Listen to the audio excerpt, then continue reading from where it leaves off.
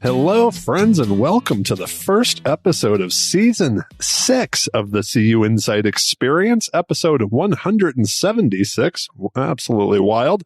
I am Randy Smith, one of the co-founders of CUInsight.com, and this show is all about taking a deep dive with the leaders of the credit union movement that make it so great. This episode of the CUInsight Experience is brought to you by our friends over at Humanidei. Humanidei helps credit unions build inclusive cultures that attract, develop, and retain talent.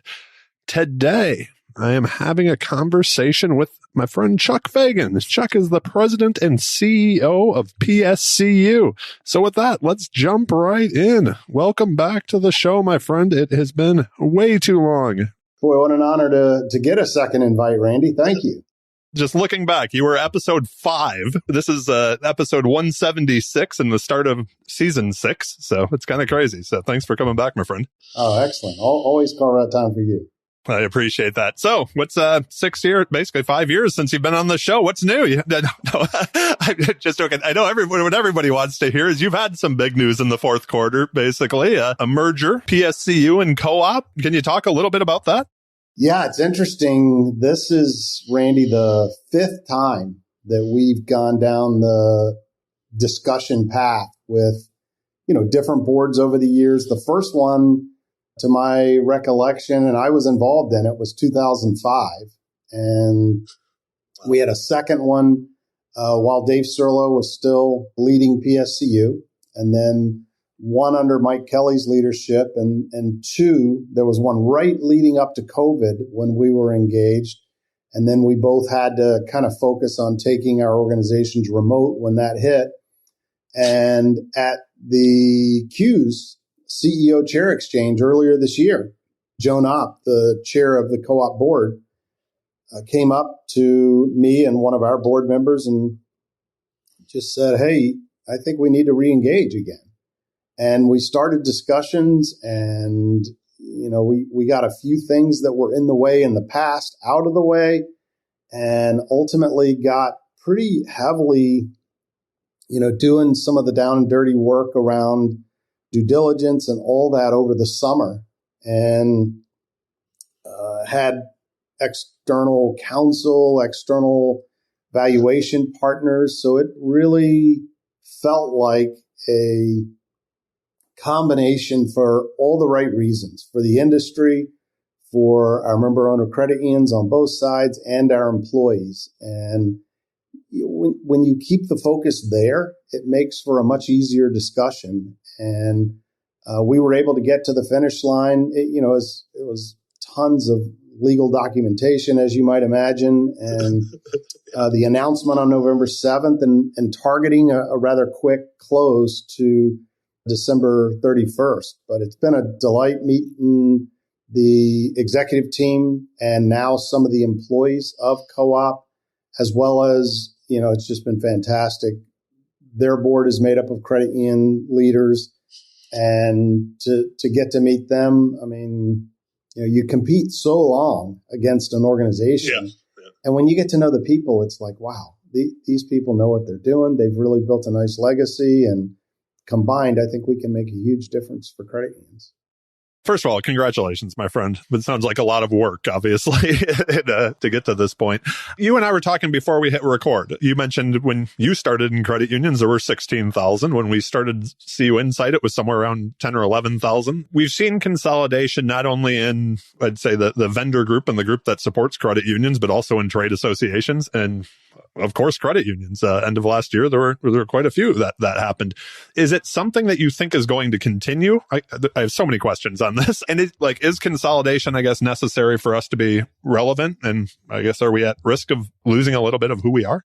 I guess I'll take it a couple different directions, Randy. I'll start with credit unions. Yeah, 1988 is when I started. So my 36th year in this industry and larger than 15,000 credit unions and, over time for various reasons, some for all good reasons, no branch crossover. They get to offer obviously a much richer suite of products and access to their members. Some have been NCUA facilitated during, difficult economic times, and that's to be expected. But we had a consultant speak to our board a few years back, and his estimate was by the time we hit 2030, that it's quite possible the number of credit unions starts with a 2.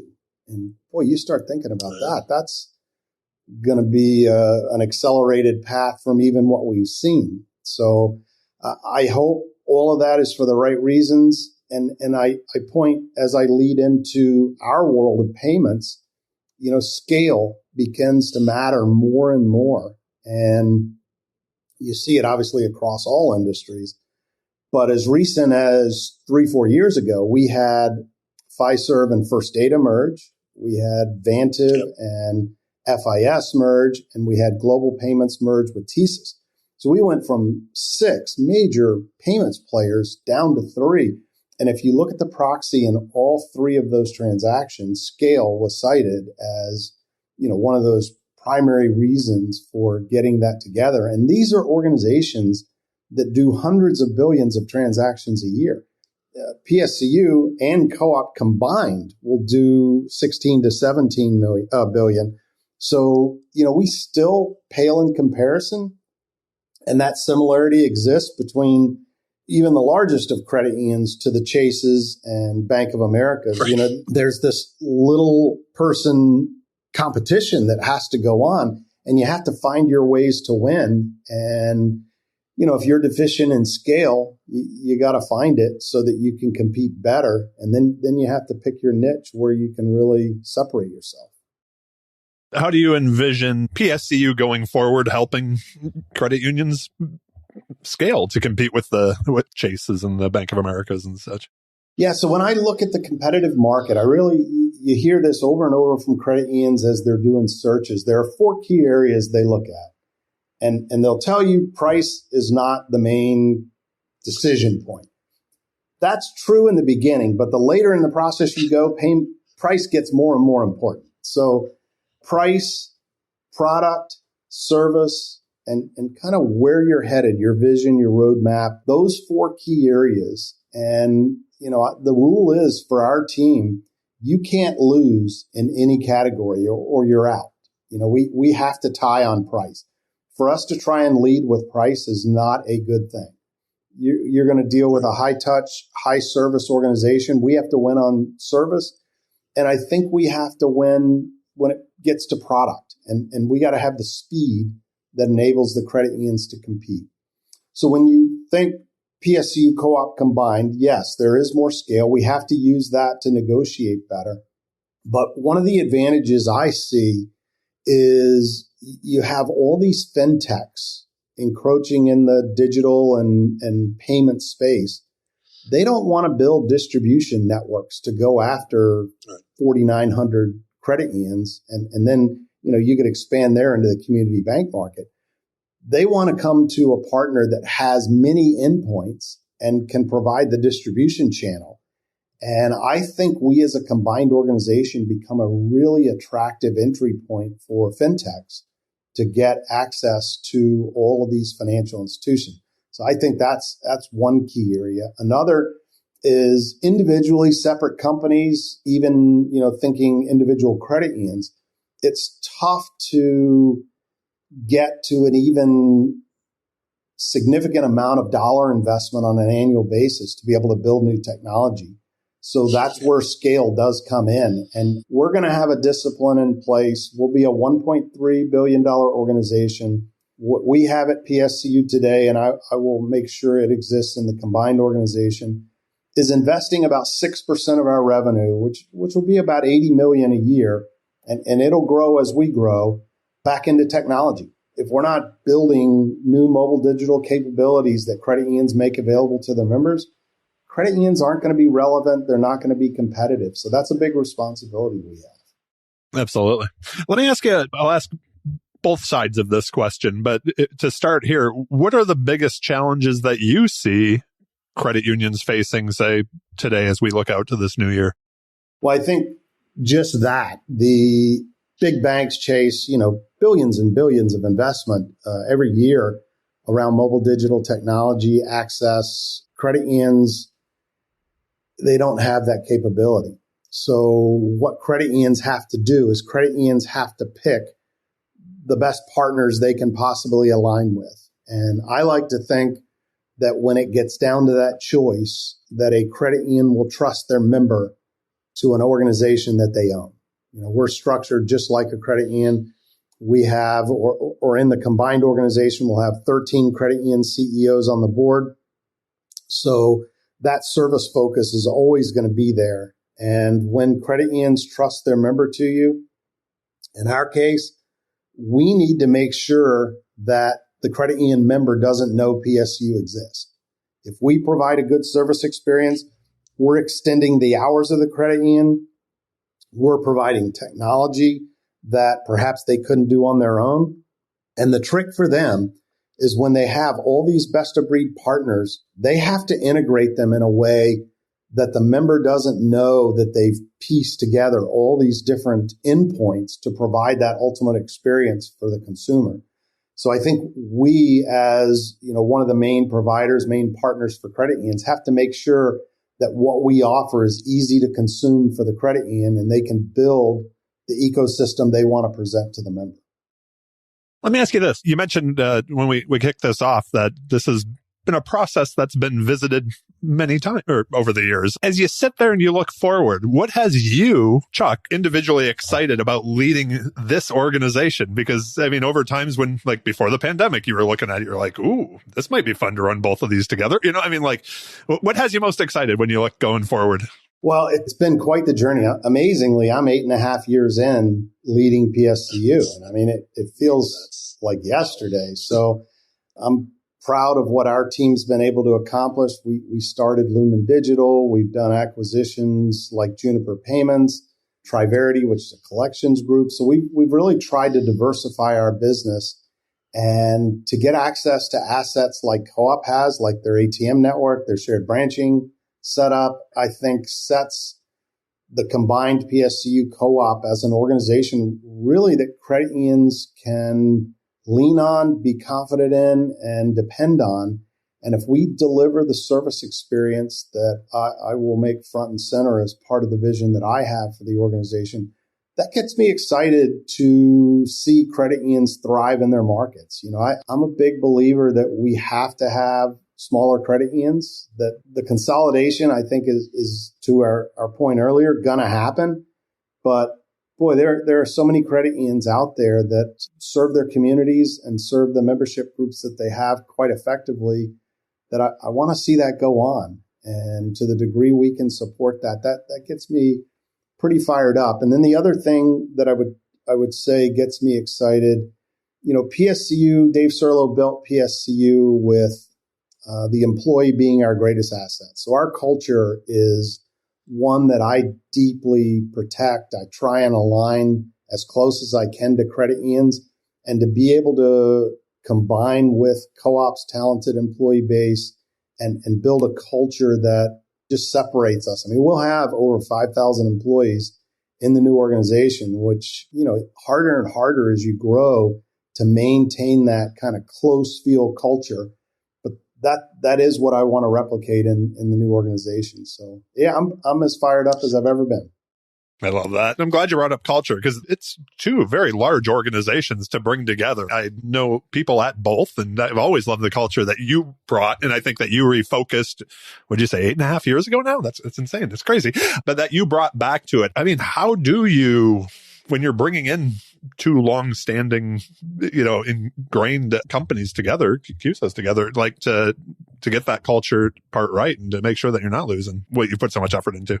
Yeah, it is going to take a lot of focus. We've built already. It exists. We're allowed to kind of plan. We're still two separate organizations. The Department of Justice has to give us approval in order to move forward. But all the planning we're doing starts with what we call the IMO, an Integration Management Office. So we have, a bunch of different work streams underneath the IMO, and we have a representative from Co-op, a representative from PSCU on each of those initiatives. We've met twice. In fact, last week in the Dallas Co-op office, we had 30 people from PSCU, 30 from Co-op. And Randy, after for sure, after the first day, you would not have been able to identify who was from PSCU, who was from Co-op. They were working together, collaborative. I told them, you don't have to have a title to have a good idea. I want to bring the best out. So as we look at all the great things that Co-op has built over a rich 40-year history and PSCU over a 45-year history, we should be able to pick the best of both and build something quite special, not only for the industry and credit unions, but for employees. So while it's top of mind, you're still going through this. So are a lot of other folks, CEOs sitting in the similar chairs. Any words of advice for someone going through a merger that you've picked up, I guess, over the past year? Yeah, and clearly and admittedly, I've never done anything of this scope. But what we've done in the past, I think works not only in a smaller mid-size, but in a larger deal like this. And the first is, if you think you're communicating enough, you're not. Over communicate. Make sure people are aware of what's going on.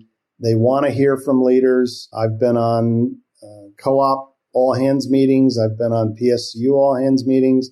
It's worth the investment of time to make sure that you're reaching deep into the organization, to make sure everyone knows why you're doing this, why it's good for them. They care, obviously, and are concerned.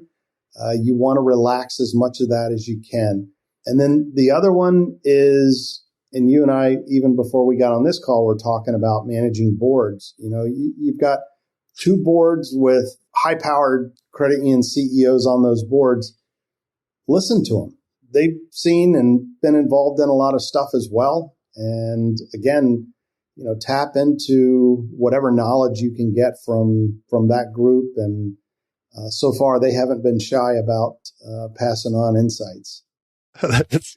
You've got a deep bench there, though, to draw from. That's for sure.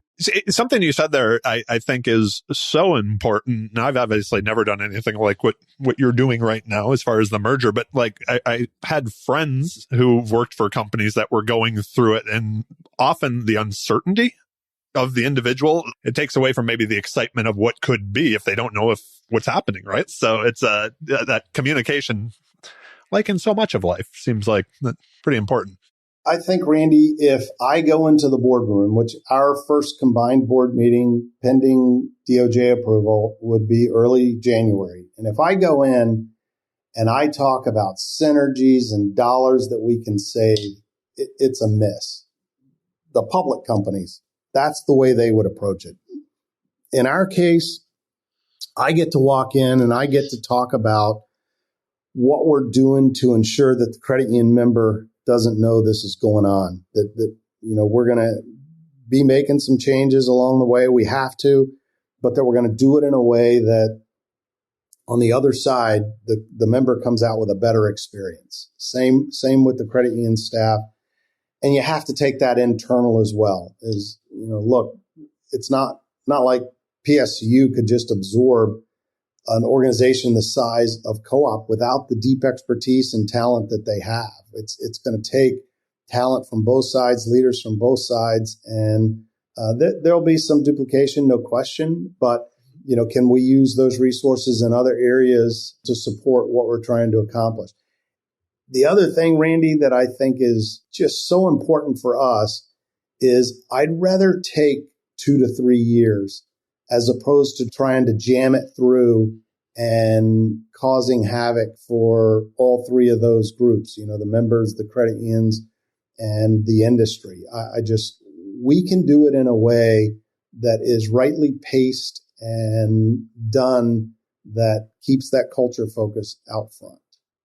All right. So the last time you were on the show, there were a few different nuggets you shared with our listeners that people have talked to me about. It's been a while, so I put together some new questions, but I always like to pick Chuck's brain. So I'll throw a couple out there. A question that I added to the show maybe in the past year or so was after an interview that I heard with Warren Buffett, of all people, right? It was just this simple question, but what was the greatest investment that you've made in your career? In the example, he said Dale Carnegie courses when he was young. It wouldn't be where it was today. When you think back on your career, was there an investment that you made that you're like, yeah, I wouldn't be where I was today without that? It's an easy answer for me. The time period I spent at CUSO, Randy, which was a little over 2 years, I had led sales and account management and a couple other areas at PSCU. But the only real exposure I had around developing people, developing leaders was, every year, tough budget discussions. Hey, cut training. Hey, cut this program.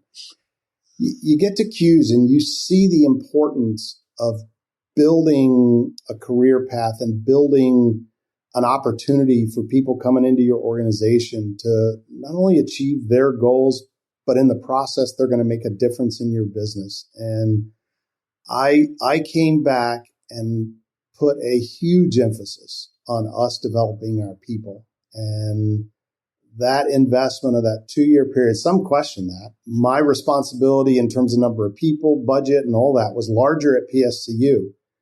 But to go to CUSO, number one, I had to manage my own board. I had to build strategy. But I learned all that aspect of how you develop leaders in your organization, and what a huge difference. That's pretty cool. So a question about like building the team and building up your team, quite honestly. When you're looking at who you surround yourself with, that senior leadership team, are there characteristics that you look for in folks? And is there something that maybe is just that absolute turnoff where you're just like, yeah, no, you won't fit here? So a mentor of mine gave me a piece of advice. When you become a CEO, CEOs are seldom told the truth. Find the people willing to give it to you and keep them close by. So I look for people that aren't going to tell me what they think I want to hear. I need to hear, I can't be involved in it all. And as we're building the organization, the people doing it the right way, challenging me, challenging their peers is the best environment to have. And, I can say this is the vision, and I can kind of interpret from the board for what the strategic path is going to be as we work on strategy. But when it gets down to execution, you got to have people that are willing to be creative and get it done. And that creativity means at times they're going to have to say, Chuck, that's not the right thing to do. We should do this. And boy, from the view of CEO, you value that feedback so much. So let me ask you a question. How do you create that trust? I was going to say safe space or something, but I think it's more trust, right? That they know that they can kind of speak truth to power, let's just say, right? Like they can come to you and they're going to be like, oh, crap, Chuck's going to be, out to get me now. It takes some time, honestly. I mean, it's better to do that, bringing people up through the organization where you get a chance to know them and be exposed to how they work. But, at times you do have to go outside, and I think you really got to use references. You got to use a nice interview process where you kind of gauge that comfortableness of them engaging with you in a way that you create that trust, you create that confidence that, they're going to provide you the feedback, and they're going to be a good collaborative part of the team that you're building. Let me ask you this. Obviously, you work with a ton of CEOs, whether you've talked about your board, but also your time at CUSO and credit unions that PSCU works with. I often think today about like the books that we grew up reading about leadership and CEOs, and it was Jack Welch and all of that. What today do you believe makes a good CEO or leader in general? So talking of books, which maybe you're going to ask me later, but McKinsey has a book out. It's probably been out 2 years called CEO Excellence. And it is really outstanding. I think CEOs today have to be extremely well read. I read every morning. I try and stay on top of what's going on. Not that I am the smartest person in the room or need to be, because that's not the case. But I want to be the most prepared. When we get into discussions, I want to be able to challenge, talk intelligently about all the various topics that might be hitting our world. So I think you got to be well read. I think you obviously have to be collaborative. And in today's world, and hopefully forever this has been the case, but I want to have the relationship with the person who trims our palm trees here in St. Pete. I want to know the person at the front desk. And then, obviously I want to know my executive team. I don't want to be an individual or a leader who people are afraid to engage with me. That's just not me. I guess when you're thinking of bringing up new leaders in the organization, you mentioned, from your time at CUIs, then I know a lot of the folks on your team, like their career advancement, like what do you do to give people opportunities in the organization so that they can grow as well?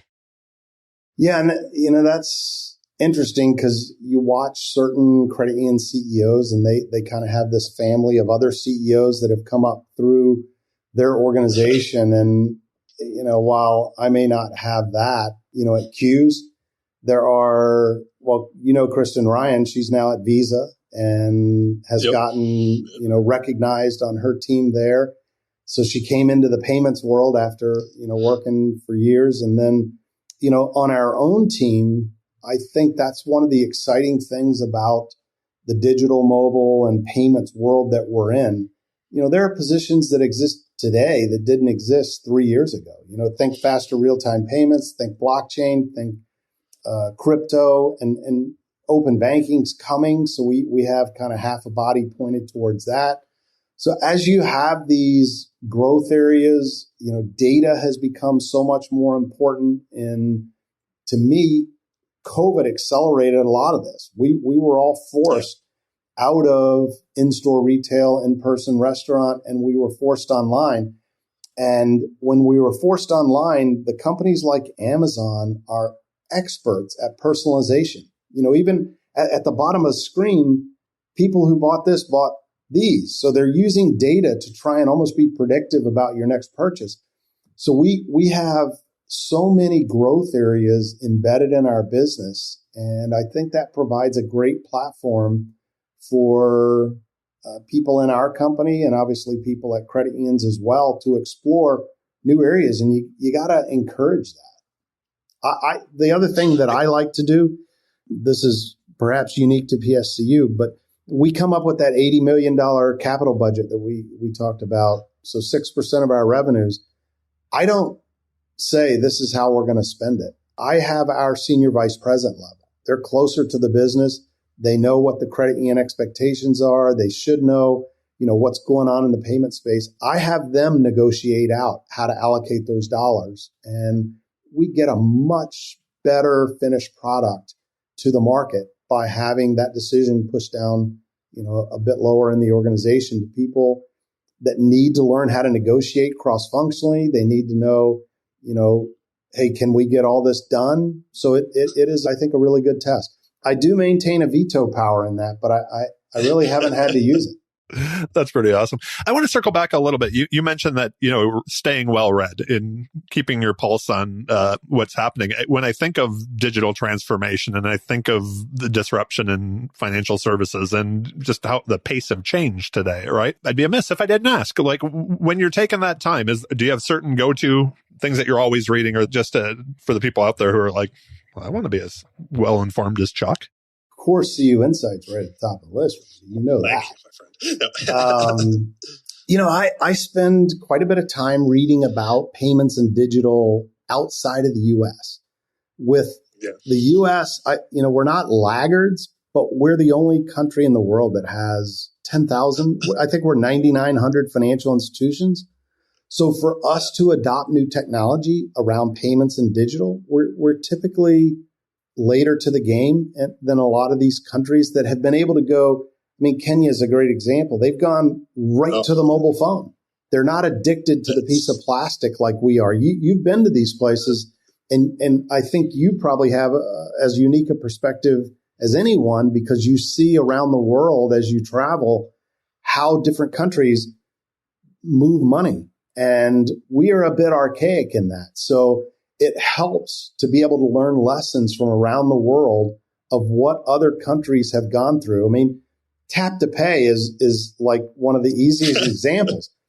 I think we're probably in the 40s to 50% range, but Australia is like 98%.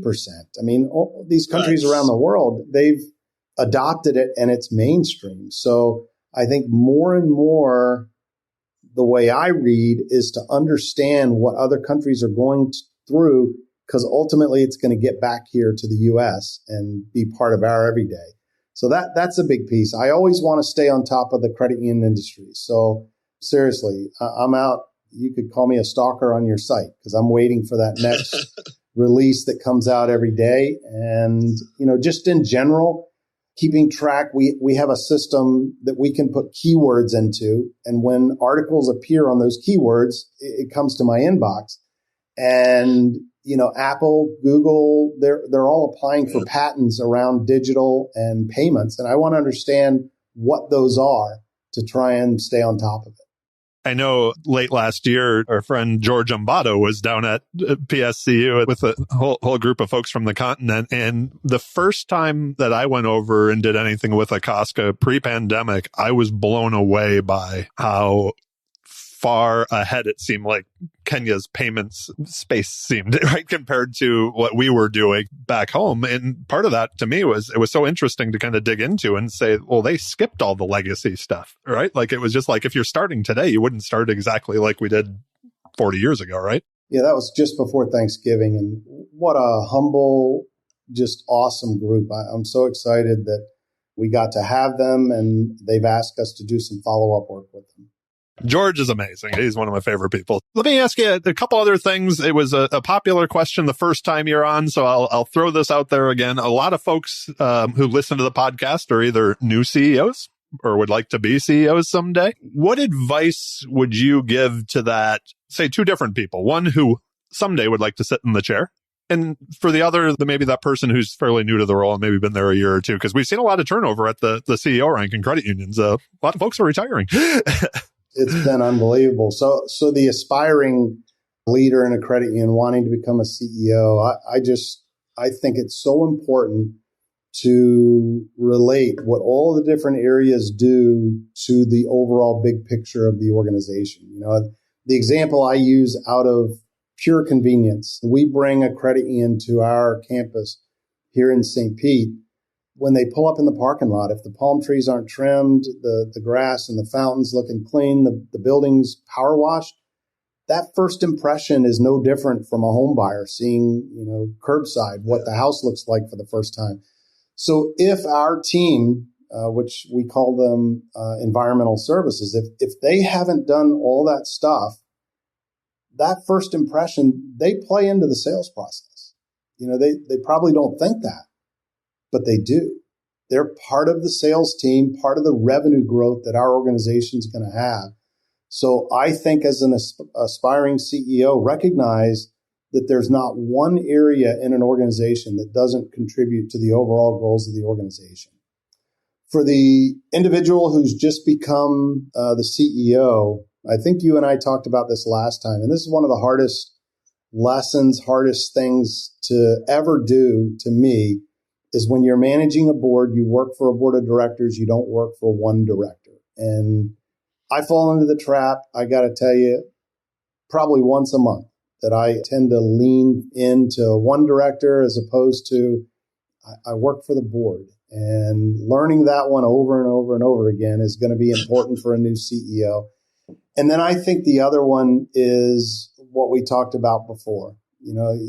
There's a book I read, I can't begin to tell you what it was, but Fortune, probably 250 company CEO, was prior to being CEO in his MBA final semester, taking one of his exams, and he had reviewed the whole syllabus, was ready to go, and got in there, and the professor had one question on the test: what's the name of the receptionist downstairs? And he didn't know. Know all the people in your organization. Get to know, because they all contribute to that big picture, and you got to make that part of your culture. Nobody's untouchable. Everybody should be in a position where they feel like they're a member of the team and they're contributing to what the organization is trying to accomplish. Yeah, I love that. And the first time you were on the show, what you shared about working with a board, as I mentioned before we hit record, is one of the things that's come back to me the most from people where they're just like, Chuck shared that great advice. I've heard Jill say it on the phone while in our own house. So it's like when she's talking to a new CEO or CEOs that are dealing, or she's working with boards. So let me ask you, and you kind of touched on this, and there's no one I'd rather ask this question to, because I do feel like you have your pulse on like where this industry is going the digital transformation, everything like that. For us to get the best people, what does a career in credit unions look like going forward? I mean, you mentioned earlier it's changed a lot even since the pandemic, this idea that there's remote work and there's all kinds of different skill sets that are needed. What if you looked forward, if you have grandkids coming up, like if they were to work in credit unions, what do you think that looks like 5 years from now, 10 years from now? That's a great question, Randy. And I think the size of the credit union makes a difference on what that position would look like. We work with credit unions where an individual may wear multiple hats. They may have lending, they may have the credit card product and other areas in the company. And, I think that in itself is attractive because you're getting to learn so many different areas of the organization. And then from a larger mid-sized credit union, I think credit unions, and you see it virtually every day, rolling out new digital mobile technologies. They make core platform decisions about every 20 years. But your digital mobile stuff, if it gets more than 3 years of stale, you're headed for one of those disappointing engagements with your members because you're not going to have the offering. Yep. And I find that the loyalty that I have, I've been in the industry for 36 years almost. It's because there's a loyalty. It's where I started. It's what I grew into. My 33-year-old, 28-year-old daughters, they don't carry that same loyalty. They will move to get what they want, whether it's service from their financial institution or career-wise. So I think you do in a credit union, because of the size, whether it's big or small, you have an ability to do those individual career plans and execute on them. It's because you can be more personalized. We have to use that as an asset in attracting and maintaining our employee bases. I agree. Before we move on to the rapid fire questions, so put some new ones in for you. But was there anything you were hoping that I was going to ask you that I didn't today? I love that. So with respect to back to the PSCU co-op combined, how we can make the industry even stronger is something that we probably touched on a little bit, but I think it's important enough just to revisit real quickly. That is, we will have 8 or 10 areas that both organizations bring into the combined organization, but we have an opportunity to get into other areas that could be game changer. An example, PSCU's made an investment in a fintech called Amount. And Amount is a digital lender. We were asked over and over again, hey, Apple, getting the Apple card changed how people wanted to get a credit card. And we tried with the lending platforms that credit unions use, the LOS. We couldn't get there. We couldn't narrow down to 4 clicks and, a couple minutes to have a digitally provisioned card into the wallet. So we invested in a digital lender. They don't lend in a traditional way, but I think the utilizations of billions of points of data, they know the consumer as well, maybe even better than a credit union would through their traditional methods. So I would look for our organization, PSCU Co-op, to listen to the industry and find opportunities where we can perhaps diversify the portfolio. Well, that'll be exciting to watch, my friend. Okay, so a little bit of fun, rapid fire questions. What was the first job you ever had? Not in credit unions, just like that first job. I was an usher at the Ridge Cinema movie theater. Very nice. Wait, did you have a favorite movie that when you were ushering there? I was never a huge Star Wars fan. That was playing, when I started there in 1978. I would say way back then, Raiders of the Lost Ark was probably my favorite movie. Oh, classic. When was the last time, either personally or professionally, that you were just amazed? I was amazed we got to the finish line on Co-op PSCU. That's fantastic. What are you currently working on? What's taking up that self-growth space? So outside of work, I've been working a bit on my golf game. I haven't had the chance to practice in years like I did years ago. I'm back down to about a 5 handicap, and I want to keep going on that path. And then granddad is like my new passion. We have 3-year-old twin boy girl, and then we have a 6-year-old grandson, and it is just a life changer. Okay, now you're feeding into my next question. I don't even think you tried this, but often when you think of CEOs and people that are maybe that personality type that want to achieve something, often the family can maybe take the brunt of that balancing act. You have a beautiful wife. You've mentioned your kids and your grandkids. Any hacks you can share on how to create that full integration of life? Let's just call it that. I think I've probably either told you in social setting or even maybe last time we spoke. But, I came home first day in this job, and when I walked in the door, Kathy said, "Here's the trash, take it out." Just as a reminder that I'm not CEO at home. We're partners. I don't get to where I've been able to get without having her support and doing all the things that create the opportunity. We're 35 years married, and that one, I don't ever come home pounding the chest saying I'm CEO, or I don't bring home the bad days either. You deal with this too. You just, you want to have that time when you get home as not lingering on some of the tough things that we've had to deal with. You want to have that good, relaxing environment and kind of refresh. So that's really important to me. I love that. And you have a wonderful wife. I've had the pleasure of meeting her multiple times also. So let me ask you this. What's the best piece of advice you've ever received? And do you remember who gave it to you?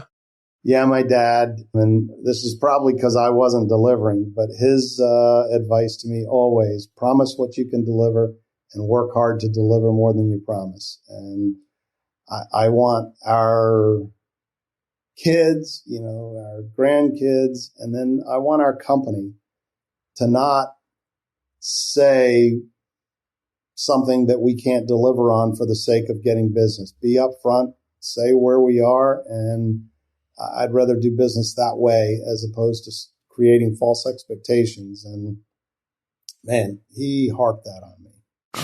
That's good advice, though.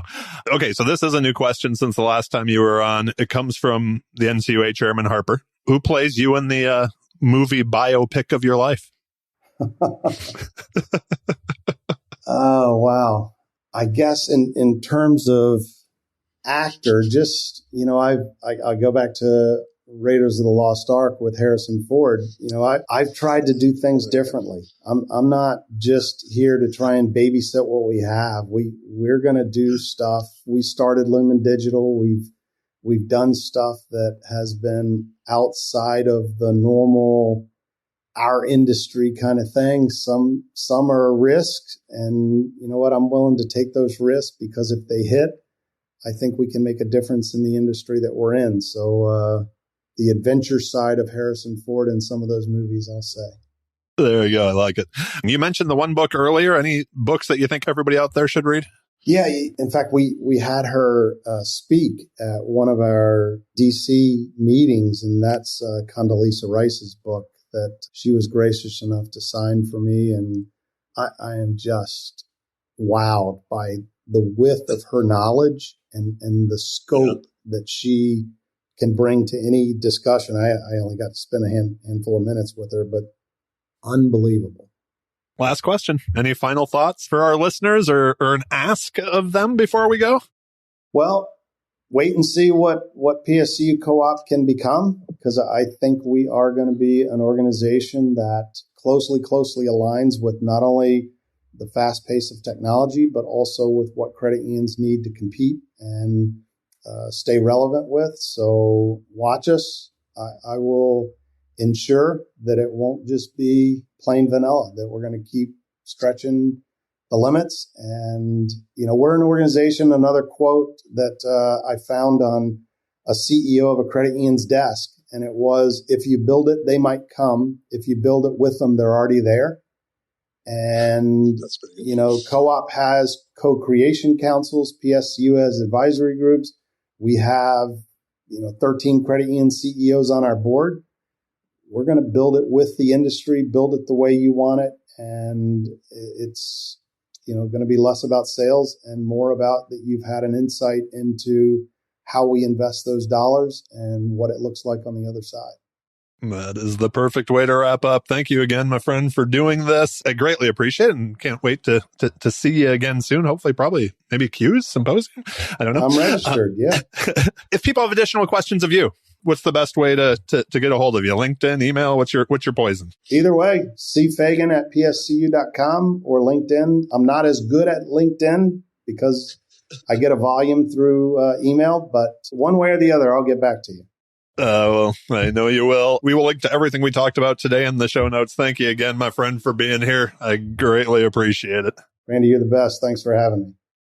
Before we go, please also make sure to subscribe to the CUInsight Experience on your favorite podcast player. We are on them all. Also, check out our sponsor, Humanidei, and make sure you're getting the people part of your credit union right. They are a longtime partner of ours, and I'm a big fan. And if you're looking for any of the books that have been mentioned today on the show or any of the past shows, a quick Google search of the CUInsight Experience podcast book list and your next read is on its way from Amazon. And last, but certainly not least, I want to thank all of you for listening. Can't believe we're kicking off season 6 already. You all rock. I appreciate each and every one of you. Be well, friends.